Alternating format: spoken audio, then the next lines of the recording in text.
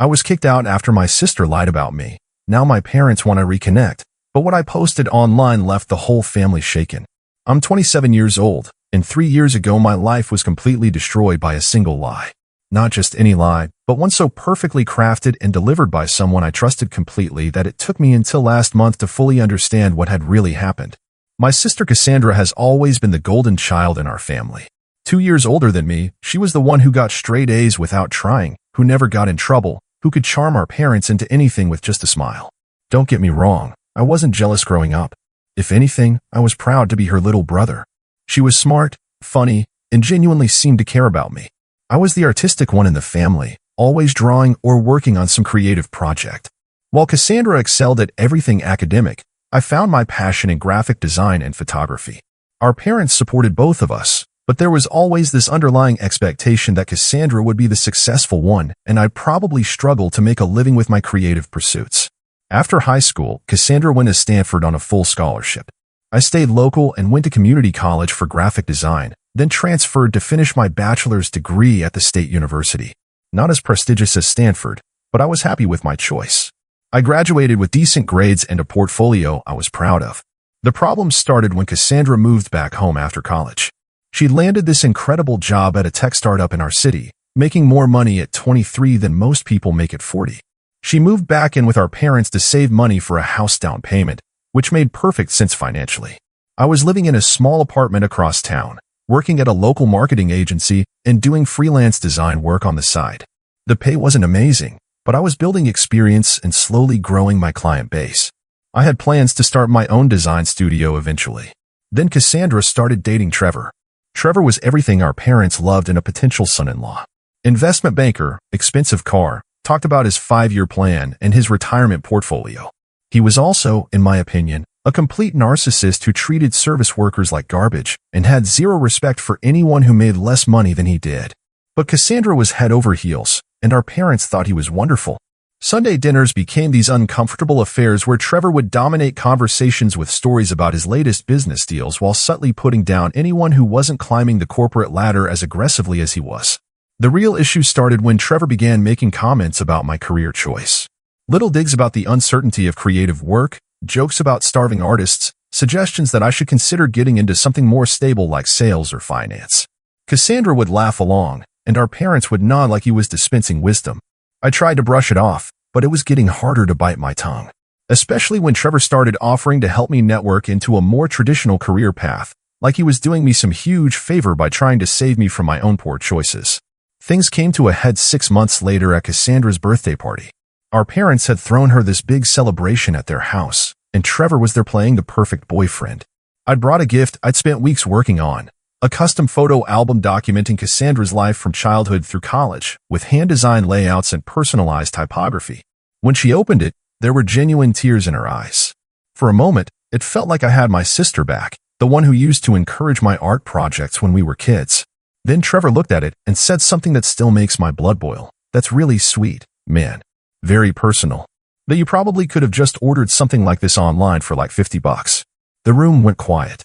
I saw Cassandra's face change, like she was suddenly seeing my gift through Trevor's eyes instead of her own. But the damage was done. I could see it in the way Cassandra carefully set the album aside, and how the conversation quickly moved to other gifts, and Trevor's smug expression like he'd just proven some point about the impracticality of artistic endeavors. I left early that night, and that's when I started noticing how different things felt when I was around my family. Every conversation seemed to include some reference to my need to get serious about my career. Every family gathering became an opportunity for Trevor to share his unsolicited opinions about my life choices. The breaking point came 2 months later when I landed the biggest client of my career, a local restaurant chain that wanted a complete rebrand. It was exactly the kind of project that could really boost my portfolio and income. I was so excited that I called Cassandra first to share the news. But when I told her about the contract, her response wasn't what I expected. Instead of celebration, she questioned the security and benefits, unable to just be happy for my success. That conversation should have been a warning sign, but I was too caught up in my achievement to see what was really happening. I had no idea that Cassandra was already laying the groundwork for the lie that would destroy everything. 2 weeks after landing the restaurant contract, I was riding high on life. The project was going well, the client was thrilled with my initial concepts, and I'd even gotten a referral for another potential big client. For the first time since college, I felt like my career was really taking off. Then I got the call from Dad. "Son, we need to talk," he said, his voice serious in a way that immediately put me on edge. "Can you come over tonight?" Something in his tone made my stomach twist. When I arrived at my parents' house that evening, the atmosphere was tense. Mom and Dad were sitting in the living room looking like they were preparing for the most uncomfortable conversation of their lives. Cassandra was there too, sitting on the couch with her hands folded in her lap, not making eye contact with me. "Sit down," Dad said, gesturing to the chair across from them. I sat, my heart racing. "What's going on?" Mom and Dad exchanged one of their married couple looks before Dad cleared his throat. "We've heard some concerning things about your behavior lately," he said carefully. "My behavior?" I looked between them, completely confused. "What are you talking about?" That's when Cassandra finally looked up at me, her eyes red like she'd been crying. "I told them about what happened at the coffee shop," she said quietly. I stared at her, my mind racing. "Coffee shop?" I had no idea what she was referring to. "What coffee shop?" I asked. "Don't pretend you don't remember," she said, her voice shaking slightly. "Last Tuesday, when you followed me there and started yelling at me about Trevor." I felt like I was losing my mind. "Cassandra, I have no idea what you're talking about. I wasn't at any coffee shop last Tuesday." She looked at our parents with this expression of hurt and frustration, like I was lying right to their faces. "He's doing it again," she said to them. "This is exactly what I was talking about. He gets so angry that he blocks it out afterward." Blocks it out? I was starting to feel like I was in some kind of alternate reality. I pulled out my phone and checked my calendar for the previous Tuesday. At 3 p.m., I'd been in a client meeting that lasted until 5. "Look," I said, showing them my phone. "I was in a meeting with the restaurant chain from 2 to 5. I have emails and notes from that entire afternoon." Dad frowned. "Cassandra, you said this happened at 3 in the afternoon?" She nodded emphatically. "I remember exactly because I was supposed to meet Jenny at 3:30, and I was early. But if Connor was in a meeting," Mom started. "He's lying about the meeting," Cassandra interrupted. "Or he moved it." I know what I saw. The room went silent. I could see my parents trying to process this, trying to figure out who was telling the truth. The fact that they were even considering that I might be lying was devastating. "There were witnesses," Cassandra continued. "Other people in the coffee shop saw the whole thing. Jenny arrived right in the middle of it. She was so convincing, so detailed in her account, that for a moment I actually started questioning my own memory. But no, I remembered that Tuesday clearly. I'd been excited about the client meeting, nervous about presenting my latest concepts. "Can we call Jenny?" I asked. "If she was there, she can confirm what happened." Cassandra's expression shifted slightly. "She doesn't want to get involved. The whole thing was really traumatic for her." That's when she started crying. Real tears, not the fake kind she used to get out of trouble when we were kids. "This is exactly what I'm talking about," she sobbed. "He gets so angry, and then he denies it ever happened. It's been getting worse since Trevor and I got engaged." Mom immediately went to comfort her, shooting me a look that clearly said I was the problem here. "Son," Dad said slowly, "Cassandra also told us about some other incidents. Times when you've said inappropriate things about Trevor, made threats." "Threats?" I nearly shouted. "What threats? When have I ever threatened anyone?" "You said you wished something bad would happen to him," Cassandra said through her tears. "You said he didn't deserve me and that you hoped he'd just disappear from our lives." I felt like I was trapped in some kind of nightmare. None of this had happened. Not the coffee shop confrontation, not any threats, none of it. She turned to our parents with this pleading expression. I didn't want to say anything because I was hoping it would get better, but I'm actually afraid of him now. The way he looks at Trevor, the things he says when he thinks no one is listening. I stared at my sister, this person I looked up to my entire life, and realized she was systematically destroying my relationship with our parents with lies I couldn't disprove. Every word was a knife. Not just because she was lying, but because she was taking real conversations we'd had, real concerns I'd expressed about Trevor's attitude, and twisting them into evidence of some kind of mental breakdown. "I think," Dad said carefully, "that you should consider getting some help. Maybe talking to someone about these anger issues. The fact that you're denying everything just proves Cassandra's point," Mom said gently. "Sweetheart, we love you, but this behavior has to stop." I looked around the room at my family, these people who had known me for 27 years, and saw that they had already made up their minds. "What exactly are you asking me to do?" I said. "We think you should stay away from Cassandra and Trevor for a while," Dad said. "At least until you get some professional help. Stay away from my own sister, my own family." "And if I refuse?" The silence stretched on for a long moment before Mom answered. "Then maybe you shouldn't come around here anymore until you're ready to take responsibility for your actions." I walked out of that house knowing that everything had changed, but not understanding the full scope of what Cassandra had done. The next 6 months were the loneliest of my life. I threw myself into work, taking on every project I could find and building my business with a single-minded focus that probably wasn't healthy. But it was better than thinking about the fact that my entire family had cut me off based on lies I couldn't prove. Cassandra and Trevor got married in a ceremony I wasn't invited to. I found out about it from social media, seeing photos of my parents walking her down the aisle together, all of them smiling like nothing had happened, like I had never existed. I tried reaching out a few times. I sent Mom a card on her birthday, called Dad on his. The conversations were stilted and brief, full of careful politeness that made it clear nothing had changed. They still believed Cassandra's version of events, and until I was ready to admit I had a problem and get help, I wasn't welcome back. The irony was that I actually did start seeing a therapist, not because I believed Cassandra's accusations, but because I needed someone to help me process what had happened. Dr. Martinez was this calm, methodical woman who helped me work through the trauma of losing my family and the constant self-doubt that came with being accused of things I knew I hadn't done. Gaslighting, she called it. When someone systematically makes you question your own memory and perception of reality. It was validating to have a name for what Cassandra had done, but it didn't solve the fundamental problem. I still had no way to prove my innocence to my parents. Then, about 8 months after the confrontation, I got an unexpected call from Jenny Walsh, Cassandra's college friend. The same Jenny who had supposedly witnessed my coffee shop meltdown. "Hi, is this Connor?" she said when I answered. We arranged to meet at a diner across town. Jenny looked nervous when she arrived, constantly checking her phone and glancing around like she was worried about being seen. "I don't really know how to say this," she began after we'd ordered coffee, "but I think Cassandra has been lying about you." My heart started racing. "What do you mean?" "That thing at the coffee shop. The one where you supposedly yelled at her?" "I wasn't there. I mean, I was supposed to meet her, but she canceled last minute. Said something came up." I stared at her, afraid to hope. "Are you sure?" "Positive. I remember because I was annoyed that she canceled after I'd already driven downtown. But then later, she told people I'd witnessed this whole scene with you, and I didn't know what to say. Why didn't you correct her?" Jenny looked uncomfortable. "Because she's married to Trevor now, and Trevor's company does business with my husband's firm. I didn't want to cause problems." Of course.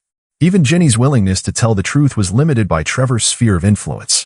"But that's not the only thing," she continued. "Last week, I was at their house for a dinner party, and I overheard Cassandra talking to another friend about you. She was laughing about how easy it was to convince your parents that you were unstable." My blood went cold. She was laughing? She said something like, "Connor always was too trusting. He never saw it coming." And then she talked about how much better family gatherings are now that you're not around to cause drama. "There's more," Jenny said quietly. "She's been telling people at work that you've been stalking her. Showing up at her office, sending threatening messages. I know it's not true because I've seen her actual messages, and there's nothing from you." I felt sick.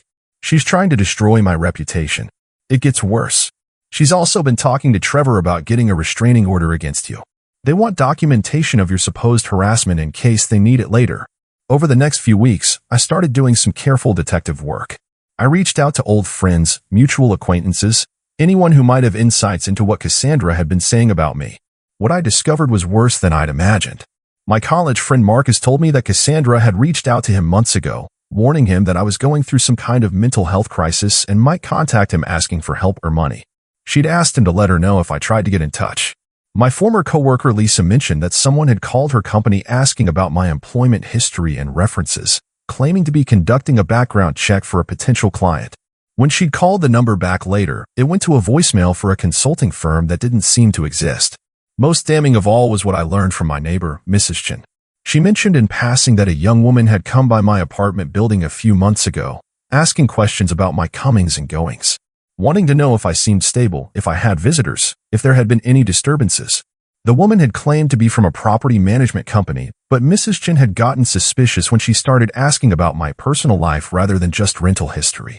When Mrs. Chen described the woman, it was unmistakably Cassandra. My sister had been building a case against me for months, gathering ammunition for her lies and trying to create evidence of instability that didn't exist. I started thinking about Cassandra's social media presence. She documented everything in her life, constantly posting photos and updates about her experiences. If she'd been lying about specific events, there might be evidence in her own posts that contradicted her timeline. I spent hours going through her Instagram and Facebook accounts, looking for posts from the time period when she claimed I'd confronted her at the coffee shop. What I found was interesting. but not conclusive. On the Tuesday in question, she'd posted a selfie from her office at 2:45 p.m. with the caption crushing this presentation. Thank goodness for coffee breaks. Then nothing until 6:30 p.m. when she posted a photo of dinner with Trevor. No mention of meeting Jenny for coffee. No indication that anything traumatic had happened. Then I had an idea that felt slightly crazy but might actually work. I created a fake social media account and started following some of her friends and coworkers, looking for conversations or posts that might reveal inconsistencies in her story. It took 3 weeks, but I finally found what I was looking for. Hidden in the comments of a mutual friend's post about workplace stress, Cassandra had written something that made my blood run cold. Some people are just too naive to see when they're being played. My brother still has no idea why the family turned against him. Makes me almost feel bad for how easy it was. She'd posted it late at night, probably after having too much wine, and deleted it the next morning. But I'd taken screenshots before it disappeared. It wasn't a full confession, but it was close enough. Combined with Jenny's testimony and all the other circumstantial evidence I'd gathered, it painted a clear picture of deliberate manipulation. I was going to make this public. The decision to go public wasn't one I made lightly. For weeks, I stared at that screenshot of Cassandra's deleted comment, knowing it was the smoking gun I needed but unsure how to use it effectively. Dr. Martinez helped me work through the ethical implications during our sessions. Your goal shouldn't be revenge, she reminded me. It should be truth and healing. I spent 2 weeks crafting a detailed post that laid out everything that had happened. Not just the accusations and the evidence I'd found, but the emotional impact of being cut off from my family based on lies. I included screenshots of the social media evidence, testimonies from people like Jenny with their permission and names redacted, and a timeline that showed the inconsistencies in Cassandra's story. I published it on a Wednesday morning on my personal blog, then shared it across my social media accounts. Within hours, it had been shared dozens of times by friends and former colleagues who'd heard Cassandra's version of events and were shocked to learn the truth. By evening, it had gone viral in our local community. People were tagging Cassandra and Trevor, sharing their own stories of similar family manipulation, and discussing the psychology of gaslighting in families. The response was overwhelming. Messages of support poured in from people I hadn't spoken to in years. Former clients reached out to offer work and express their disbelief at the accusations against me. But the message that mattered most came from my cousin Adrian, who lived across the country and had stayed neutral during the family drama. I sent your post to your parents, he wrote. They need to see this. The confrontation I'd been avoiding for over a year happened the next evening. Mom called first, her voice shaky with emotion. Connor, we need to talk. All of us. Can you come over tonight? When I arrived at my parents' house, the atmosphere was completely different from that terrible night when they'd first confronted me. Mom had clearly been crying, and Dad looked like he'd aged 5 years in the past 24 hours. Cassandra was there too, sitting rigidly on the couch with Trevor beside her, both of them looking like they were preparing for battle. We read your post, Dad said without preamble. All of it. I nodded, not trusting myself to speak yet. Is it true? Mom asked quietly. All of it. Before I could answer, Cassandra spoke up. Of course it's not true. He's manipulating you just like I warned you he would. That whole post is just another example of his instability. But something had changed in the way my parents looked at her. The automatic belief, the immediate sympathy, wasn't there anymore. Cassandra, Dad said slowly, we called Jenny Walsh. She confirmed that she wasn't at any coffee shop with you that day. Cassandra's face went pale. She's lying to protect him. I told you they've been friends since college. We also talked to Mrs. Chin from Connor's building, Mom continued. She remembered you coming by asking questions about him. Questions that had nothing to do with any legitimate background check. I watched as Cassandra realized that her carefully constructed narrative was falling apart. Trevor was shooting her worried glances, probably calculating how this would affect his reputation at work. And this, Dad said, pulling out a printed copy of the screenshot I'd included in my post. This comment you made about playing your brother and how easy it was to turn the family against him. How do you explain that? Cassandra stared at the paper for a long moment. I could practically see her mind racing, trying to find an explanation that would salvage the situation. That's taken out of context, she said finally. I was talking about something else entirely. What context would make that comment acceptable?